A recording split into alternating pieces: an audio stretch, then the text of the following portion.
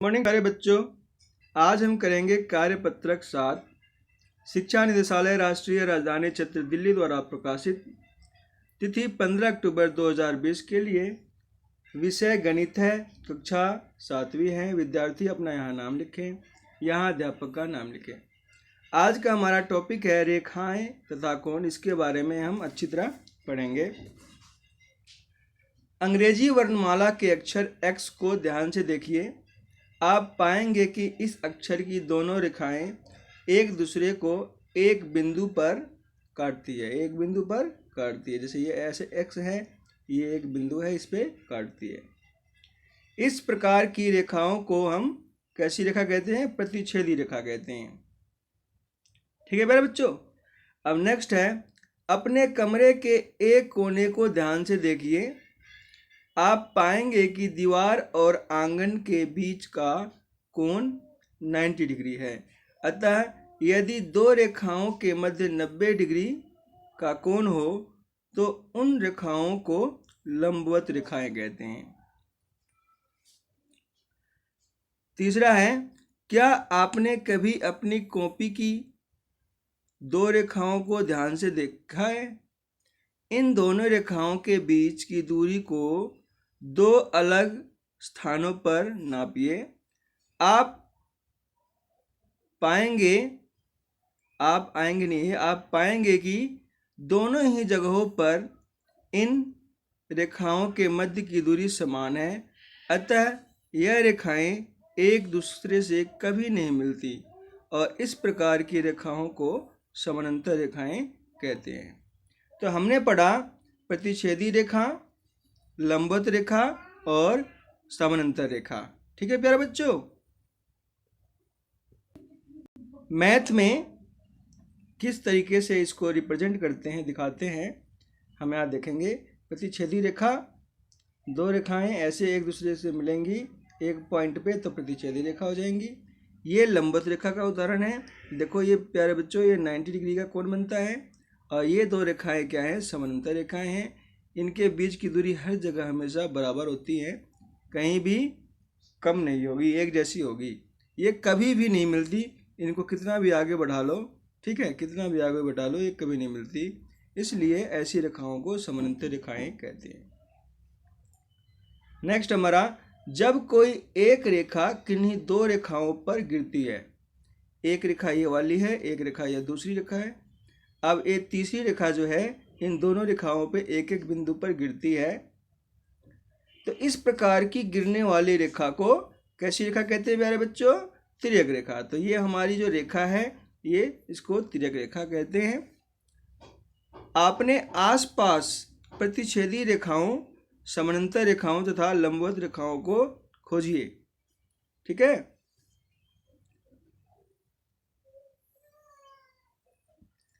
निम्न चित्रों में बने हुए अंग्रेजी वर्णमाला के अक्षरों की आकृति को ध्यान से देखिए, जो कि दो समानांतर रेखाओं तथा एक तिर्यक रेखा द्वारा बने हैं।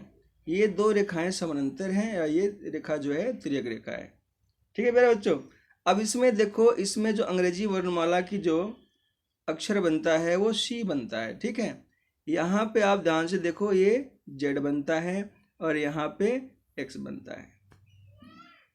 ठीक है मेरे बच्चों। अक्षर F के द्वारा बने कोण,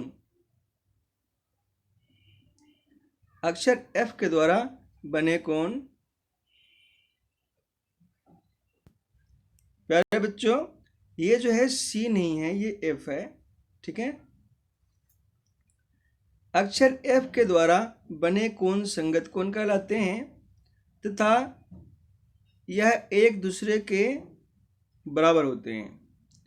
साथ ही अक्षर F द्वारा तिर्यक रेखा के एक ही ओर बने अंतः कोणों का जोड़ 180 डिग्री होता है।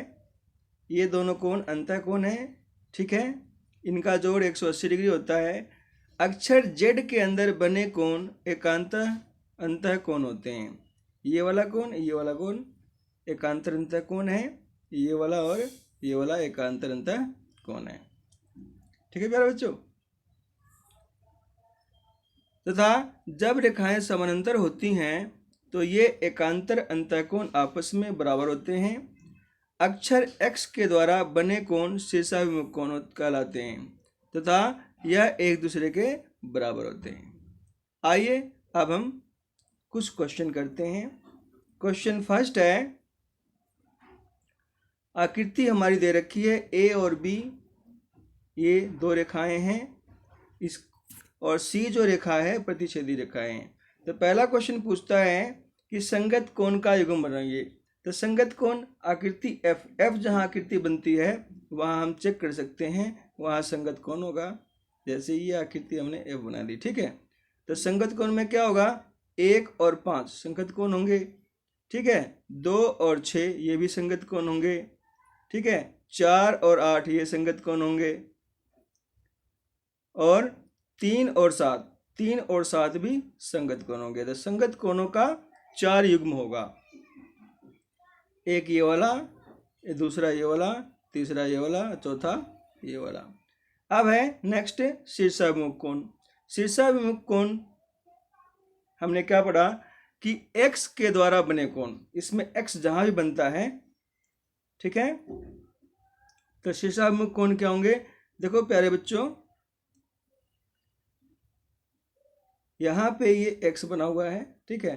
तो x के द्वारा बने कोण देखो 2 और 4, 2 और 4, 1 और 5, 1 और 5 नहीं 1 और 3, ये दूसरा कोण है, ठीक है। ऐसे ही यहाँ भी x बनता है। तो यहाँ पे क्या है, ये 7 के साथ हमारा 5 है और 6 के साथ क्या है 8। तो 4 युग्म बनेंगे शीर्षाभिमुख कोण के। अब हमारा इसमें तीसरा क्वेश्चन है एकांतर अंतःकोण।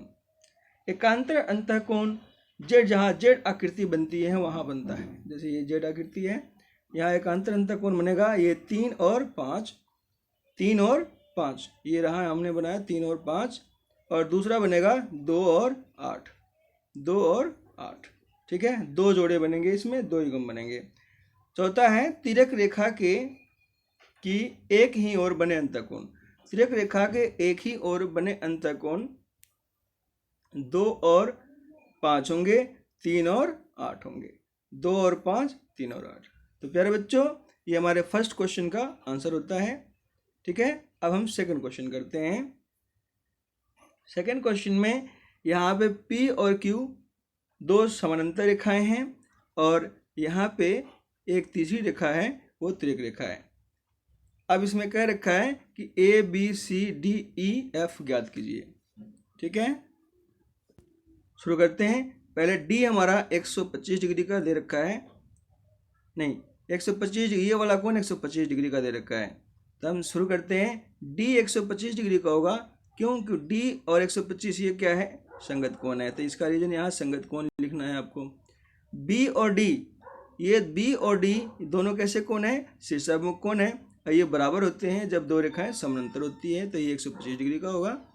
E और 125 डिग्री ये दोनों कैसे कोण है, ये रैखिक युग्म बनाते हैं, तो इन दोनों का सम क्या होता है 180 डिग्री होता है। तो E निकालने के लिए 180 डिग्री में से ये 25 डिग्री का साइड चेंज करेंगे तो माइनस हो जाएगा, तो 55 डिग्री हमारा आंसर आएगा। नेक्स्ट है E और A। E और A कैसे कोण है, इस चित्र में ध्यान से देखो। E और A संगत कोण है, तो हमने E पहले ही 55 डिग्री का निकाला है, तो ये भी हमारा 55 डिग्री का हो जाएगा, ठीक है। A और C कैसे कोण है, A और C ये शीर्षाभिमुख कोण है, तो A और C, A भी हमारा, C भी हमारा 55 डिग्री का हो जाएगा। E और F कैसे कोण है, ये भी शीर्षाभिमुख कोण है, तो F हमारा 55 डिग्री का हो जाएगा। तो प्यारे बच्चों इस तरीके से हमने कोण A 55 डिग्री निकाला, कोण C 55 डिग्री, कोण F 55 degree, D 125 degree, B 125 degree, E 55 degree. तो ये हमारा सेकंड क्वेश्चन का आंसर होता है। थर्ड क्वेश्चन है यदि दो रेखाएं एक दूसरे को काटती हैं तो उनके मध्य कितने कोण बनते हैं। तो देखो प्यारे बच्चों ये मैंने दो रेखाएं दिखा रखी हैं, एक दूसरे को काटेंगी तो उनके मध्य 4 कोण बनेंगे, 1 2 3 4। तो इसका आंसर मैंने 4 लिख दिया है, ठीक है। तो हमारी जो वर्कशीट 7 हिंदी मीडियम की 7th क्लास की मैथमेटिक्स की ये कंप्लीट होती है। और ये लास्ट में एक और चीज़ दे रखा है, कोविड से रिलेटेड उचित व्यवहार। नियमित रूप से अपने हाथों को साबुन और पानी से धोएं, ये ज़रूरी है। तो प्यारे बच्चों, इन दिस वे ये हमारी वर्कशीट 7 हिंदी मीडियम गणित विषय की वर्कशीट 7 कंप्लीट होती है। वीडियो देखने के लिए आपका बहुत बहुत धन्यवाद।